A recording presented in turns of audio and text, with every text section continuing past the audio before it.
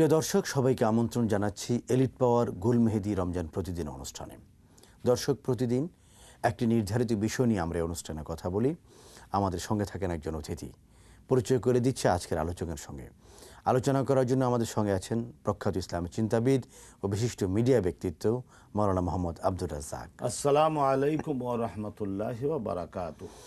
দর্শক, আমাদের আজকের আলোচনার বিষয় মহানুভবতার মাস মাহে রমাদান। মহতারাম, আমরা যেটি বলছিলাম, মহানুভবতার মাস, ভালোবাসার মাস, সম্প্রীতির মাস মাহে রমাদান, এই বিষয়টি নিয়ে আপনি যদি আলোচনা করেন। আলহামদুলিল্লাহ ওয়াসসালাতু ওয়াসসালামু আলা রাসূলিল্লাহ। গুরুত্বপূর্ণ এই বিষয়ে আমরা যদি লক্ষ্য করি, বিশ্বনবী জানিয়েছেন আমাদিগকে যে তাখাল্লাকু বিআখলাকিল্লাহ, তোমরা জীবন দিয়ে চেষ্টা করবে আল্লাহ রাব্বুল আলামিনের পবিত্র গুণাবলীর চর্চা যাতে তোমরা নিজেরা করতে পারো। তা আল্লাহ পাক রব্বুল আলামিনের গুণাবলীর মধ্যে সবচাইতে বড় জিনিস হলো আল্লাহর নাম আর রহমান আর রহিম। বাধ্য বা অবাধ্য সকলের প্রতি এই সৃষ্টি জগতে আল্লাহ তাআলা দয়া করে চলেছেন। আল্লাহু আকবার। আর কোরআন শরীফ এটা হলো সেবগাতুল্লাহ, আল্লাহর সেই রং, আল্লাহর পছন্দের বিষয়গুলির বিবরণের সর্বশেষ আয়োজন কোরআনে কারীম। রোজাও আল্লাহ তাআলা আমাদেরকে রাখবার জন্য বাধ্যবাধকতা দিয়েছেন আমাদের মধ্যে ওই গুণ সৃষ্টির জন্যে। দয়া, ক্ষমা, আর বিশেষ করে চিন্তা করে দেখুন, সারা দিন খাদ্য বিহনে পানি বিহনে থাকবার কারণে আর এই তীব্র রৌদ্রময় দিন, আবার দিনটি হতে পারে 15-16 ঘন্টা। আলহামদুলিল্লাহ, এবছর তো অনেক লম্বা দিন আমরা অতিক্রম করছি। আল্লাহর রহমতের সীমানার মধ্যে আমরা উত্তমভাবে আছি। আল্লাহ আমাদেরকে রহমত দিয়ে, বিশেষ করে বাংলাদেশের মানুষদের আল্লাহ রাব্বুল আলামিন হয়তো একটু স্পেশাল নজরে দেখে ফল পাকড়া দিয়ে ভরাট করে দিয়েছেন। আলহামদুলিল্লাহ। আর মাঝে মধ্যে বৃষ্টি দেন, মাঝে মধ্যে রোদ, তাতে আমাদের গায়ে বেশি কষ্ট লাগে না।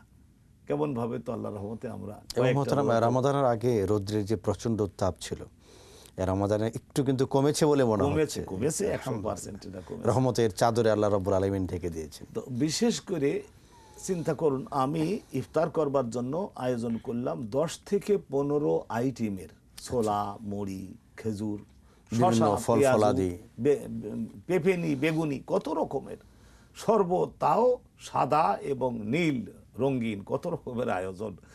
সেখানে আবার গোশত, সেটা ফ্রাই।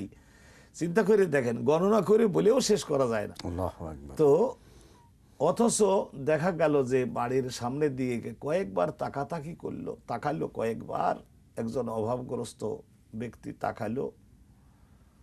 রোজাদার, আমি জানি সে রোজাদার, তার বাড়িতে তো কোনো আয়োজন এইভাবে নাই, 300 টাকা ইনকাম করে, উপার্জন করে।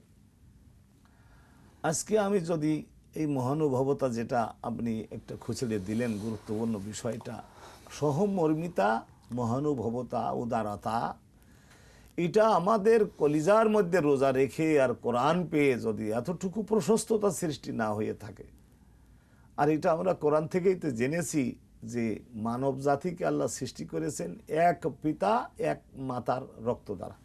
হযরতে বাবা আদম, হযরতে হাওয়া, তাদের দুজনের একই রক্ত। এখানে হয়তো সে আমার আত্মীয় না, বা হতে পারে।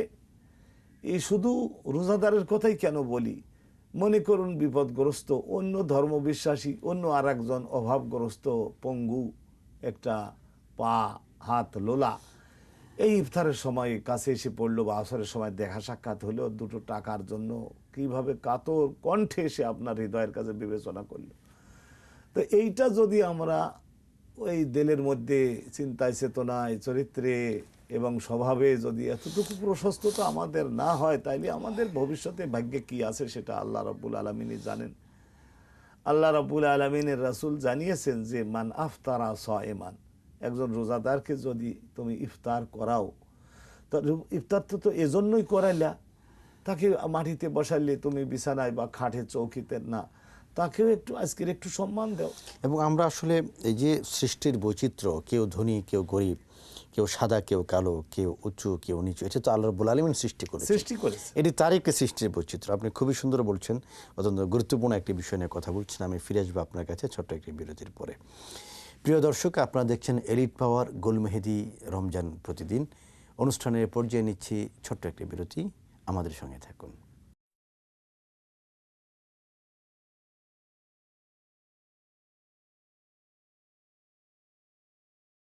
দর্শক, বিরতির পর আবার আমন্ত্রণ এলিট পাওয়ার গোল মেহেদী রমজান প্রতিদিন অনুষ্ঠানে। মোহতারাম, আপনি যেটি বলছিলেন যে এটি আল্লাহ তাআলাই সৃষ্টি করছেন একটু বৈচিত্র্য করে, কেউ ধনী হবে, কেউ গরিব হবে। এইটা আল্লাহ তাআলারই সৃষ্টি। ইন্নামা গিলমানুকুম খাওয়ালুকুম, আল্লাহ নবী বলছেন যে, বিশেষ করে হযরতে আবু যার গেফারি একদিন একটু ভুল করে ফেলেছিলেন, তো তাকে শাসন করবার পরে বুঝিয়ে দিয়েছিলেন এই কথাটা দ্বারা, তোমাদের অধীনস্থ যারা বাসায় কাজের কর্মে সহায়তা করে, ছেলে হতে পারে, মেয়ে হতে পারে, অফিসের পিয়ন, দারোয়ান, আড্ডালি, এই রিক্সাওয়ালা এবং অন্য সমস্ত আমাদের যারা বোঝা কুলি মজুর, এই সমস্ত লোকজনের ব্রেনের মধ্যে খোদা যদি এক ফোঁটা মাত্র জ্ঞান বুদ্ধির পানি বেশি দিয়ে দিতেন, তাহলে কিন্তু সে বিরাট পরিকল্পনা গ্রহণ করে তখন সে আর এই নিচু মানের এই কাজের মধ্যে সে আর আসতো না। আল্লাহই সৃষ্টি করেছেন এগুলি।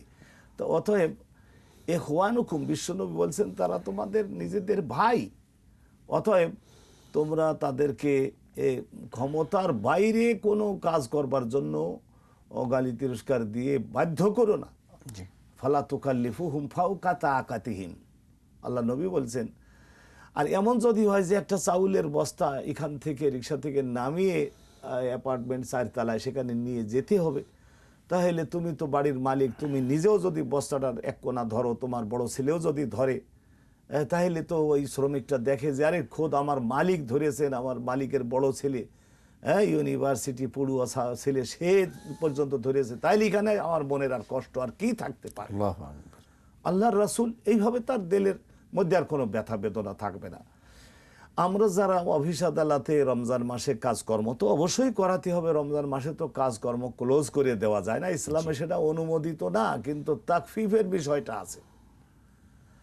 এখানে যদি আমি 8 ঘন্টার জায়গায় আমি যদি বলি হাসি মুখে যে শোনো সুসংবাদ আছে, আজকে তো এই 1 মাস ইবাদতের মাস, আল্লাহর নবীর শিক্ষা, আল্লাহরও পছন্দ, 1 ঘন্টা করে কাজ আল্লাহর রহমতে কম, 1 ঘন্টা আগেই বাইরে যাবা, নামাজ কালাম পড়বা, ইবাদতকে বাজার টাজার করবা, কিন্তু আল্লাহর রহমতে তোমাদের বেতন যেটা দেওয়ার সেটা খোদা পাকের অফুরন্ত রহমতে অন্য মাসের তুলনায় আল্লাহর রহমতে তৌফিক কোম্পানির অবস্থা যদি ভালো হয়, তাহলে সেখানে 1 মাস কাজ করবা না, অথচ সেটা বোনাস দিয়ে দেবো।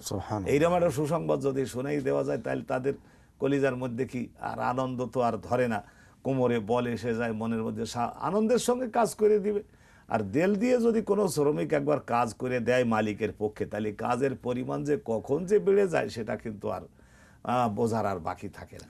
মান খাফফাফা আন মামলুকিহি, বিশ্বনবী বলছেন যে হালকা করে দাও দায়িত্ব অধীনস্থদের থেকে, এমনকি নিজের স্ত্রী এই সমস্ত ইফতারি তৈরি করা, 3 ওয়াক্তের খানা তৈরি করা, আর সাহারি বিতরণ, তারপরে প্রথম রাতের খানা, শেষ রাতের খানা, সবার আগে উঠে, অতএব স্ত্রী, আমার স্ত্রী, তার স্বাস্থ্যের কথাও বিবেচনা করি, আমাকে আল্লাহ তাআলা এইগুলি সব সাইড লক্ষ্য করে আমি যদি চলি, তাহলে আমার গুনাহ সমূহ ক্ষমা করে খোদা পাক আমাকে রহমতের চাদর আমার গায়ে দিয়ে আমারে তো কাছে টেনে নেবেন। আমিন আমিন। এইটাই বলা হচ্ছে উদারতা রমজানে, এবং সহমর্মিতা এবং দয়া, এবং এইভাবেই আমরা এটাই প্রত্যাশা করি যে আমরা যখন আরেকজনের প্রতি দয়ার্থ হব, আরেকজনের প্রতি সহানুভবতা আমরা প্রকাশ করব, মহানুভবতা আমরা প্রকাশ করব, তখন আল্লাহ রাব্বুল আলামিন যিনি আরহামুর রাহিমিন, যিনি রহমান রহিম, তিনি তার দয়ার চাদর, আপনি যেমনটি বলছেন, আমাদেরকে সেই চাদর আবৃত করে দিবেন। আপনাকে অনেক শুকরিয়া সুন্দর আলোচনা করার জন্য। প্রিয় দর্শক, এতক্ষণ পর্যন্ত আপনারা দেখলেন এলিট পাওয়ার গোল মেহেদী রমজান প্রতিদিন। আজকের অনুষ্ঠানে যে আলোচনাটুকু শুনলাম, আল্লাহ রাব্বুল আলামিন এর প্রতিটি বাক্য আমরা যেন আমাদের জীবনে বাস্তবায়িত করতে পারি, সেই তৌফিক দান করুন। ওয়া মা তাওফীকি ইল্লা বিল্লাহ।